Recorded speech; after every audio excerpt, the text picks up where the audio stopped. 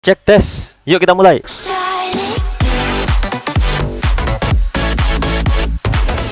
Oke, assalamualaikum warahmatullahi wabarakatuh. Ketemu lagi di mata pelajaran Prakarya kelas 9 semester 1. Ya, masih bab 1 kita membahas kerajinan bahan keras tentang pertemuan kelima, yaitu proses produksi kerajinan bambu. Nah, kemarin di video yang kemarin ada yang komen nih, wah seneng saya, seneng aku. Ada yang komen, jadi yang paku, yang nggak pakai paku atau yang aku bilang pakai pin itu namanya sambungan motis ya, sambungan teknik motis tenon atau sambungan motis atau push juga bisa disebut kayak gitu. Nah, setelah dikasih sambungan itu masih harus dilem. Setelah dilem dan dilekatkan, itu diklem. Diklem tuh kayak pakai suatu alat untuk menjepit kayu satu dengan kayu yang lain gini. Jadi habis dikasih pin, plug atau sambungan motis itu tadi, kemudian dikasih lem, kemudian kayu ini dijepit pakai klem, namanya klem. Nah, kayak gitu. Nah, terima kasih bagi yang sudah komen. Terima kasih banyak. Sekarang kita masuk ke pertemuan kelima, proses produksi kerajinan bambu. Seperti biasa, tujuan dulu, tujuan pembelajarannya.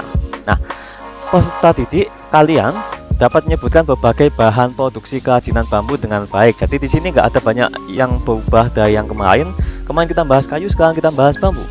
Yang pertama, bahan produksi kerajinan bambu dengan baik. Yang kedua, alat produksi pembuatan kerajinan bambu dengan baik. Yang ketiga, berbagai macam produk kerajinan bambu dengan baik. Habis bahas bahan, bahas alatnya, kemudian macam-macam produk yang dihasilkan apa saja. Yang keempat, kalian dapat menjelaskan proses pembuatan kerajinan bambu dengan jelas. Jadi kalian sudah tahu bahannya, kalian tahu alatnya apa saja, contoh produk yang bisa dihasilkan dari kerajinan bambu apa saja.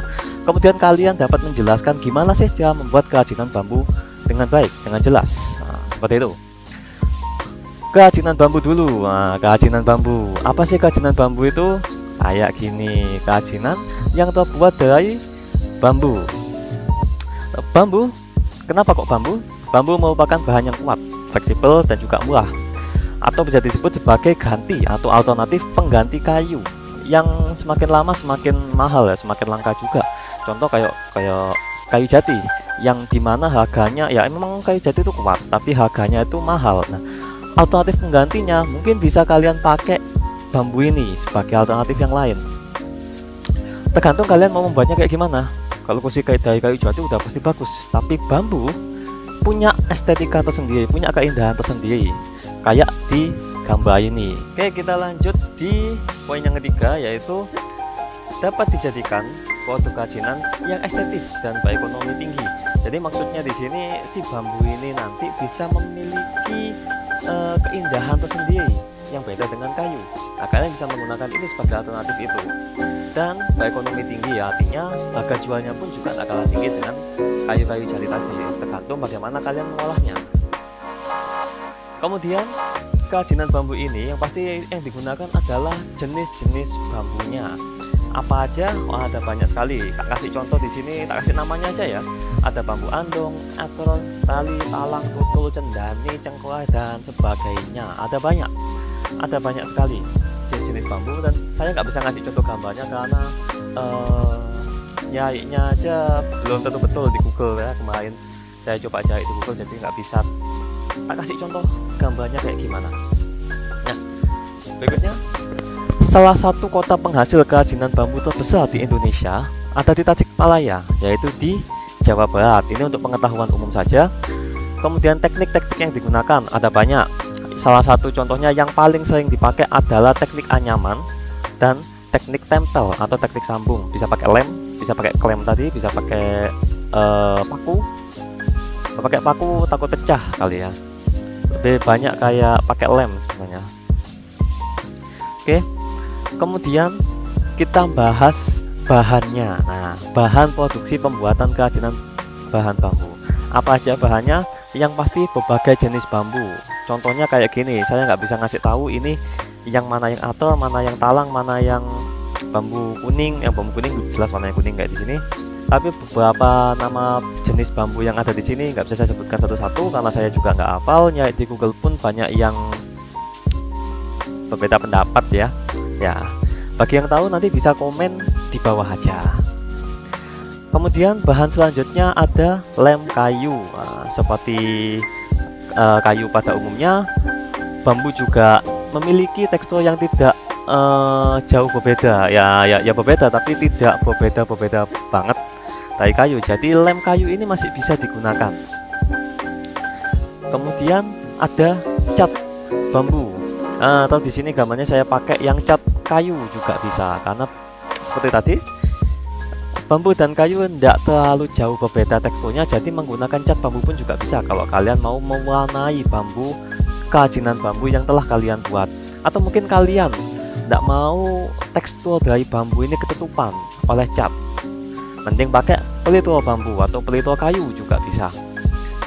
Tergantung jenis bambunya, kalian coba-coba apa pelito yang merek ini cocok untuk bambu kalian, apakah membutuhkan merek yang lain yang cocok dengan bambu kalian. Kalau pelito ini enaknya ruas-ruasnya itu bisa terlihat lebih jelas, lebih menonjol, jadi menjual harga si bambu tadi lebih tinggi lagi. Kemudian ada, kita bahas alat produksi pembuatan kerajinan bahan bambu. Habis kita bahas kerajinan bambu itu apa sih, bahannya apa aja, kemudian alat yang digunakan. Yang pasti gergaji sama dengan kayu. Gergaji digunakan untuk memotong bambu sesuai dengan ukuran yang kita mau. Ada pahat juga kalau kalian mau memahat bambu menjadi suatu bentuk ukiran tertentu di kulitnya. Kemudian ada perang. Nah, ada gergaji, ada perang, atau di sini saya sebutnya yang enak golok aja ya, golok aja. Jadi si perang ini atau golok ini nanti digunakan untuk memanen bambu. Ada di hutan bambu atau kalian membuat kebun bambu tersendiri barangkali. Nah, kalian memotongnya pakai perang ini atau pakai golok ini. Tidak mungkin kalian pakai gergaji karena bakal lama. Kalian engek-engeknya nanti lama. Jadi mending pakai golok atau perang ini. Setelah terpotong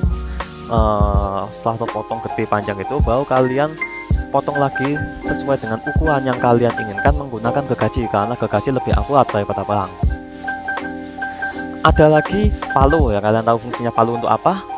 Kemudian ada kuas. Nah, kuas untuk ngecat, untuk membersihkan serat-serat bambu juga bisa.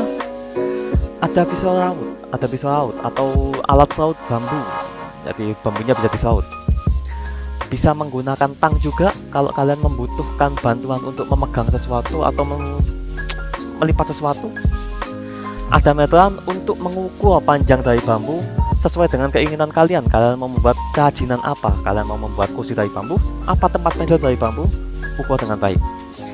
Ada buah juga, kalian mau menggunakan buah untuk melubangi bambu juga bisa. Atau kalian juga kayak menggunakan baut ke bambu, semoga nggak pecah, dan sebagainya. Nah, produk kerajinan bambu, apa saja sih produk kerajinan yang bisa dihasilkan dari bahan bambu? Contoh salah satunya adalah asbak ini. Asbak ini terbuat dari bambu.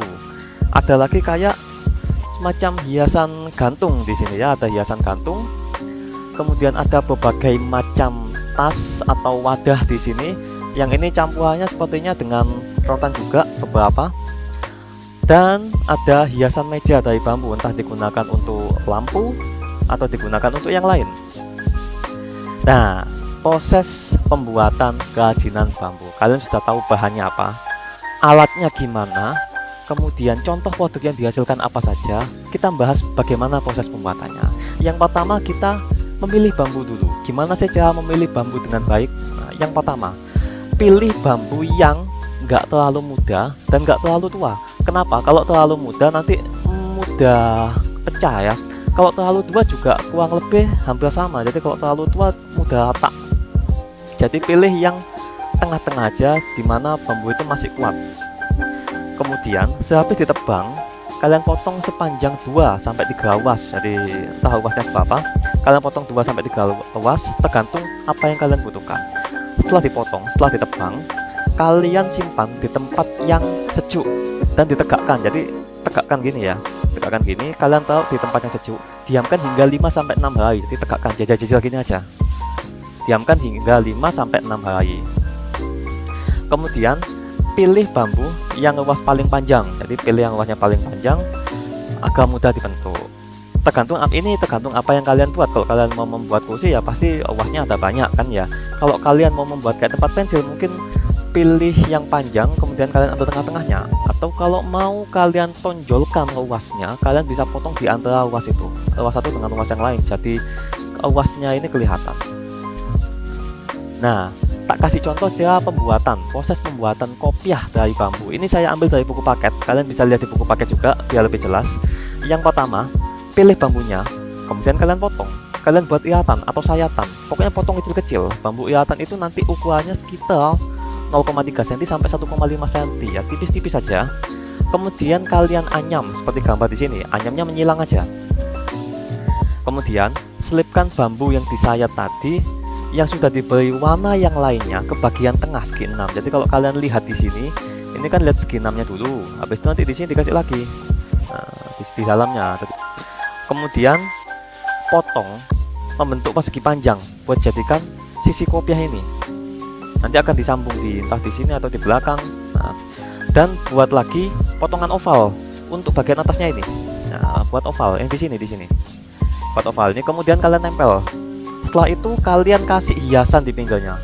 Boleh kalian buat dengan lautan juga hiasannya, atau kalian gunakan kain. Nah, seperti itu. Yang terakhir, kopiahnya dapat dipadukan dengan berbagai warna. Dan kalian juga dapat memasukkan kopiah hitam di dalamnya, biar nanti kalau dipakai lebih nyaman, biar tidak terlalu keras di kepala. Nah, ini yang terakhir, saat yang kalian tunggu-tunggu, belum ada tugas. Jadi nunggu pertemuan berikutnya di pembahasan lautan, nanti kalian baru saya kasih tugas. Nah, thank you for watching. Terima kasih udah nonton. Jangan lupa like kalau kalian suka video ini, dislike aja kalau kalian nggak suka, dan jangan lupa lihat channel aku main game, di linknya ada di deskripsi. Jadi wassalamualaikum warahmatullahi wabarakatuh. Sampai ketemu di pertemuan berikutnya. Bye.